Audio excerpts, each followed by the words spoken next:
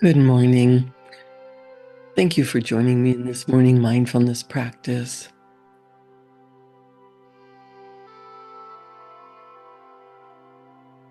Do you ever think about the pictures that you have in your mind? What you keep focusing on, what you keep thinking about? Everything starts in the mind. Sometimes we know that we have to do something, we want to do something, and we see what we need to do. But if we've got a big project that we are worried about how big it is, or it's too much, or it's going to take too long, or I'm not good enough, that project gets abandoned because we don't even know where to start. The key is to just start. To everything that was ever created started from a few small tasks. Buildings don't go up overnight, although sometimes it looks like it has. If you're driving by a construction site, you see a big mess with a hole in the ground, and you see the foundation being built, and it seems to take forever. And then one day, the sides of the building are up, and the next day, the windows, doors, and outside cladding is there. And then people are moving in. It just seems to happen so fast. But it seemed like it took forever for the foundation to be built. Well, that oftentimes is what your imagination does to your dream. You don't see the finished product for such a long time that you wonder if it's worth it, and you abandon it after you've started working on the foundation. You have to have a picture in your mind of the finished product, the ideal, the dream goal, whether it's a business or a building, a type of lifestyle, a project. Your goal is a destination, but it also fuels a fire. It fuels a fire within you of going after something that you really want. And when you think so much about what you really want and you start visualizing, the visualizing faculty keeps your mind in order. And Bob Proctor, my mentor, used to say, order is heaven's first law. And when you get your mind in order, then it starts to attract to you the things that you need to make life more enjoyable in an orderly way. Your mind brings to you hunches, ideas, impulses, and as you act on them, your life develops. You do the tasks, you complete the project, and you're living the life of your dreams. That's how everything has started. That's how everything is finished, is not by daydreaming and procrastinating, but taking the steps to do what needs to be done in order to build that building, to build that business, to have the home of your dreams. Genevieve Behrend, who wrote the book Your Invisible Power, says, if you train yourself in the practice of deliberately picturing your desire and carefully examining your picture, you will soon find that your thoughts and desires proceed in a more orderly procession than ever before. Bob Proctor used to use this sentence often, and he'd say, what's the most important word here? Sandy Gallagher would teach this in her visualization classes. And she would say, visioneering is where you truly begin to create your world through the effective use of your imagination. you visualize and you hold the image of what you want. And so I'm going to read that sentence again. If you train yourself in the practice of deliberately picturing your desire and carefully examining your picture, you will soon find that your thoughts and desires proceed in a more orderly procession than ever before. And they would say, what is the most important word in that sentence? People would raise their hand and say, train. Train yourself. Yes, absolutely. It is imperative that you train yourself. Nobody's going to do it for you. The lifestyle that you want, the dream goal that you want to attain, no matter how much I or any motivational speaker will cheer you on, training yourself is what's necessary. You can't build, the trainer can't build your muscles. You have to train yourself. That's super important. But that's not the most important word.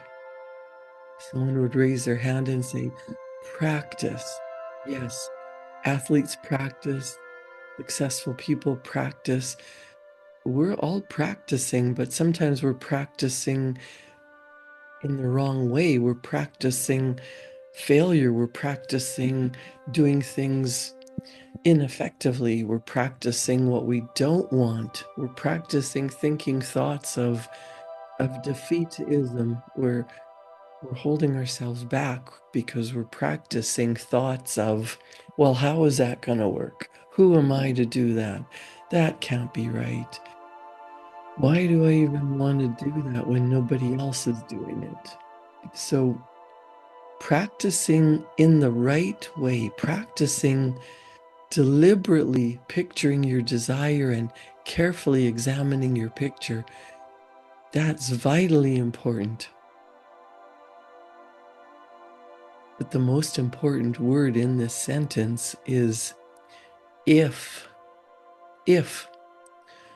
We can talk about it. We can say, I'm going to do it. We can look at ways that might happen. We can worry about it.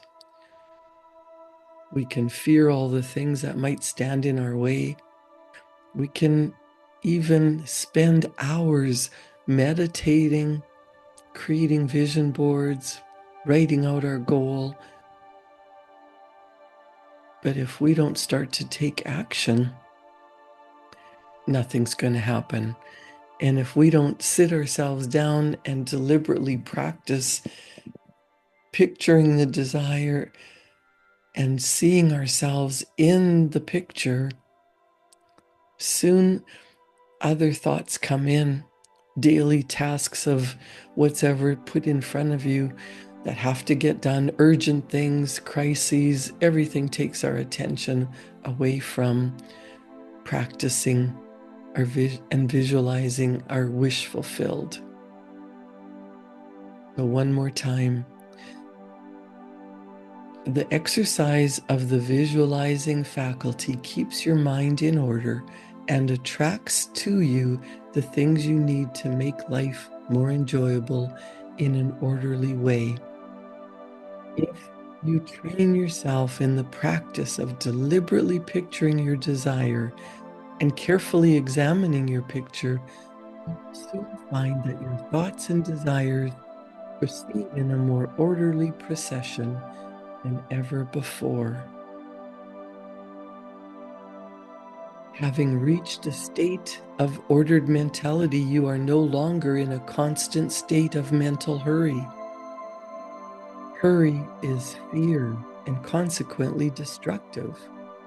In other words, when your understanding grasps the power to visualize your heart's desire and hold it with your will, it attracts to you all things requisite to the fulfillment of that picture by the harmonious vibrations of the law of attraction. You realize that since order is heaven's first law visualization places things in natural order, then it must be a heavenly thing to visualize. Everyone visualizes whether he knows it or not. Visualizing is the great secret of success. Visualizing your ideal life, visualizing the goal that you wish to attain, not wishing and hoping, but visualizing and getting into the picture of it as if you're living it right now. It's real.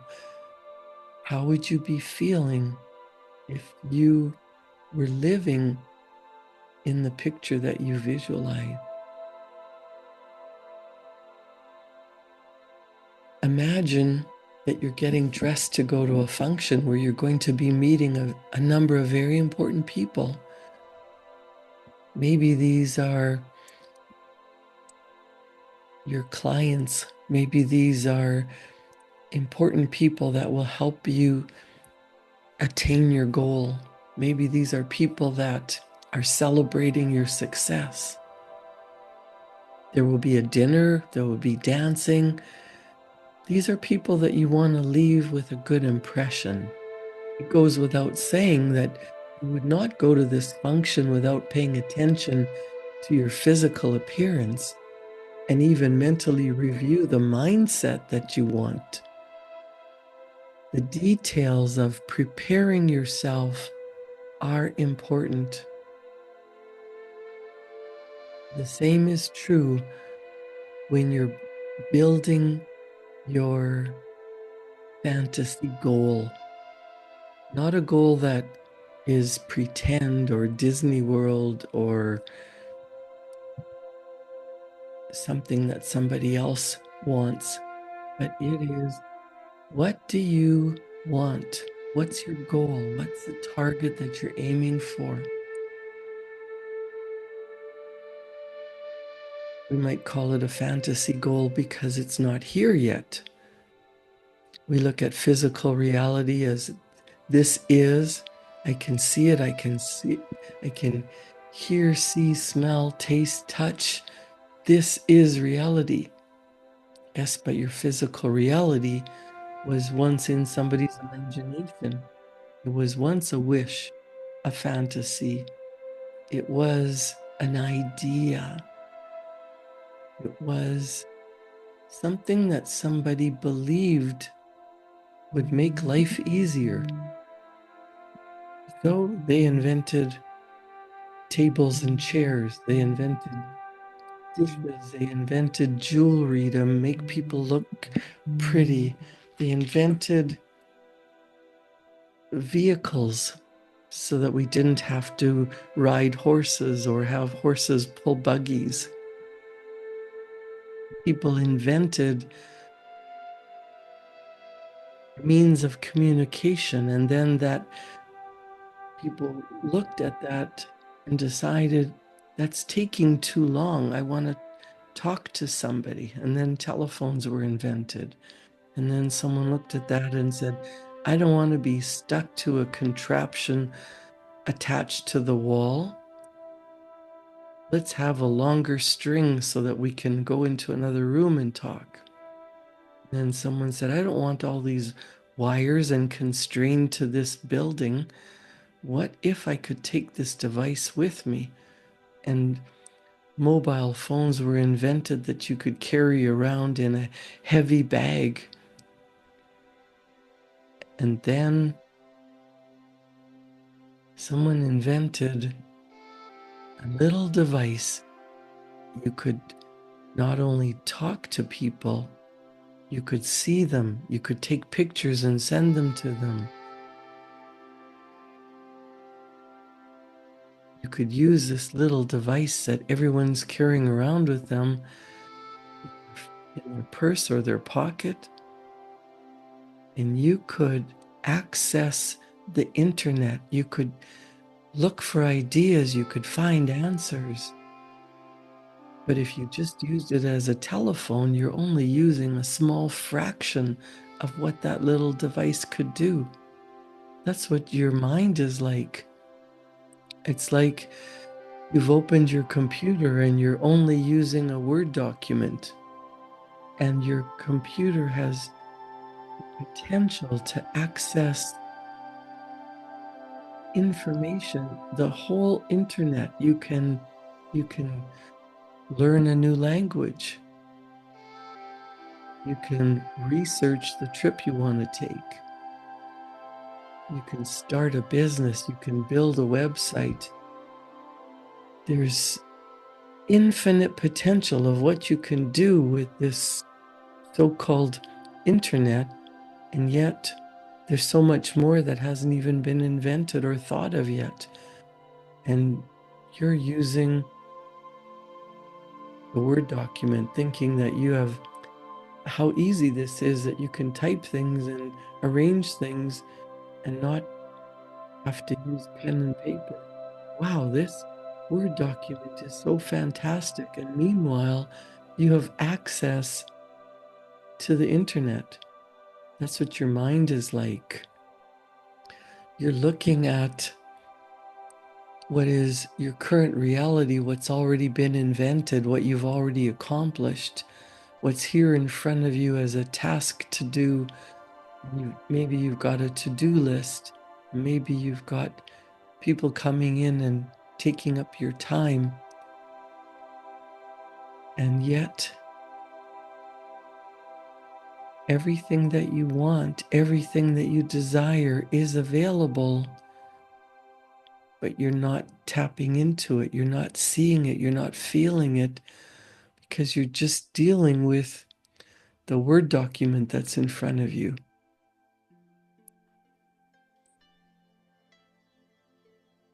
One of the most important things you can do is develop your mental faculties, exercise your muscles of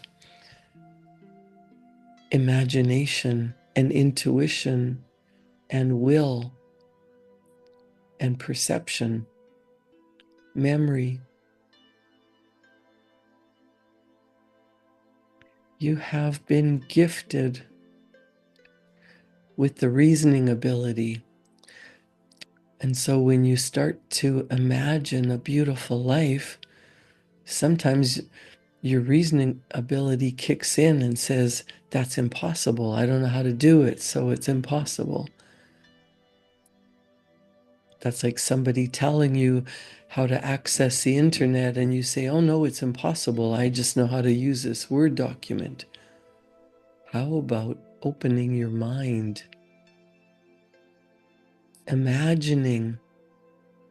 You can imagine getting dressed and going to a function that important people will be there. You can imagine what the venue looks like. You can imagine putting on your best clothes or shopping for something special to wear. You can imagine the people that are going to be there. You can see clearly in your mind what the room looks like, who's going to be there, what you're wearing. You might even imagine what the champagne tastes like, how fantastic and delicious the dinner will be.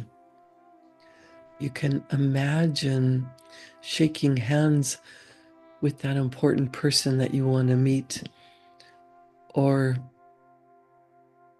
embracing your loved ones, or a best friend that you haven't seen in years.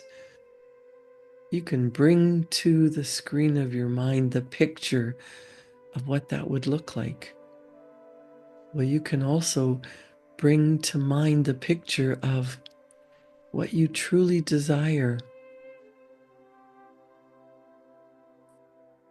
When you talk about being in love, having someone to love and cherish you, what would that feel like? If you want to build a building and you want to decorate it, you can imagine the size and the shape and the scope and the span. You can imagine the color. You can imagine the decorations. If you want to go on a trip, You can start to research it. You can gather pictures. You can feel yourself on the beach or on a cruise ship or exploring castles or mountains. You can see it in your mind. Maybe you don't see clearly the color and the detail, but you can draw a picture. You can find pictures that spark your imagination.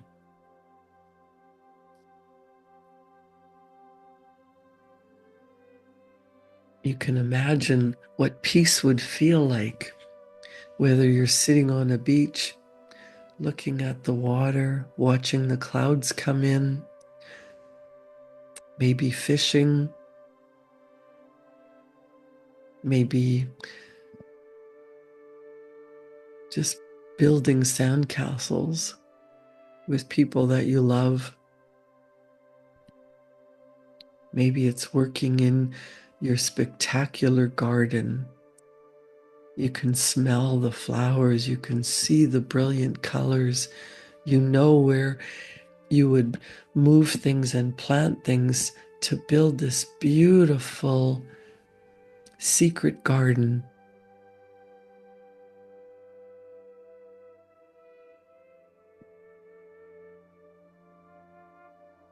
Whatever it is that your heart desires, you build it first in your imagination. You see the picture of it. You bring it to your mind's eye. You plant a seed. And then, as you visualize the end result, as you practice seeing it in your imagination and knowing with all your heart why you want it, you're going to be happy, you're going to be healthy, you're going to feel the peace and contentment. You're going to change lives. You're going to build something that other people appreciate and will use instead of what's available in the current reality. That's how everything has changed.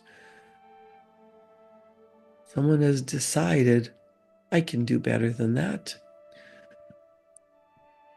This is junk. I can make this better. This is good, but what if we changed this and added that? This is nice, but it's not good enough. You have the ability to create whatever you want, and it starts in your mind. You can build up your imagination, you can visualize what you truly desire, but it takes more than that. You've got to live your life by faith that the impossible becomes simple, that you are the one who's going to figure this out, not by your current thinking, because your current thinking has got you where you are now. Your past thinking and your has caused your current results. So now we're going to think about, what do I really, really desire? What do I want? Not how can I make it happen,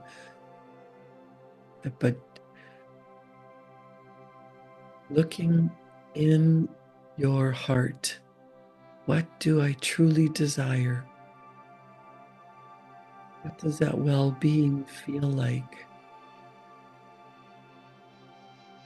What do I really, really want? Something that I want very much to be or do or have. And right now it is somewhat beyond your reach. But you create the picture. And as you spend time visualizing, imagining, thinking about it, thinking from the goal, not of it, but from it. You might even imagine yourself doing what you want to be doing, wearing the clothes that you love, getting excited about possibilities,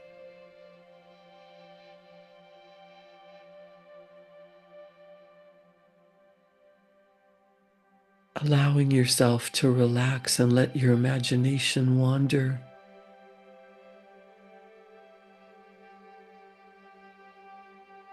And then capture that picture, write it down.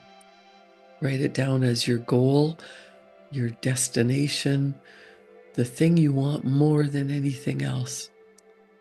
What does being happy and peaceful and loved, respected and wealthy and happy and doing what you want to be doing, the purposeful work that you want to be doing, the life that you want to create, how you're going to be helping people, write it down. Write down everything that comes to mind while you're in the feeling of you can do or be or have anything that you want. It's like you're going to close your eyes and feel it, pretend that you're there.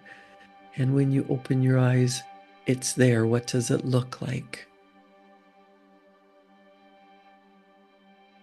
Write it out so that if a stranger looked at your piece of paper, they could see in their mind exactly what you want. Write it out as if you're diarizing that it's already happened. It's here, it's now. I am so happy. I'm so grateful. Thank you, thank you, thank you for.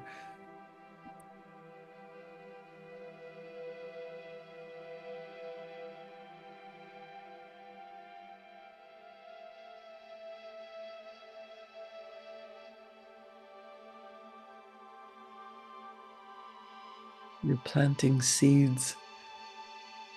And as you nurture that picture, the seed grows. As you get excited and fall in love, you get ideas how to tend to that, what to do next. Your intuition, your inner guidance system will lead you which tasks to do, which behaviors to take. Don't ignore that still small voice inside of you. That still small voice is the voice of your higher self telling you how you got to your goal, the next step.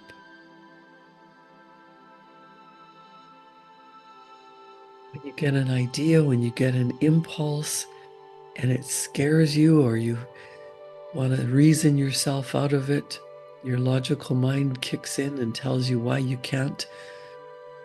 Hey, get out of here. I'll deal with you later. Do the thing, and you will get the energy to do the thing, and the path will open up.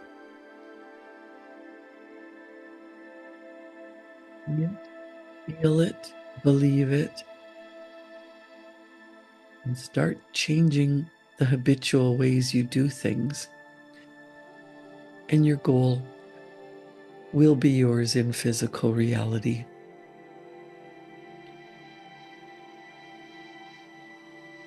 What do you desire? Write it down as if it's already happened. Create a wonderful day. And I'll see you back here tomorrow morning at 7. Thank you.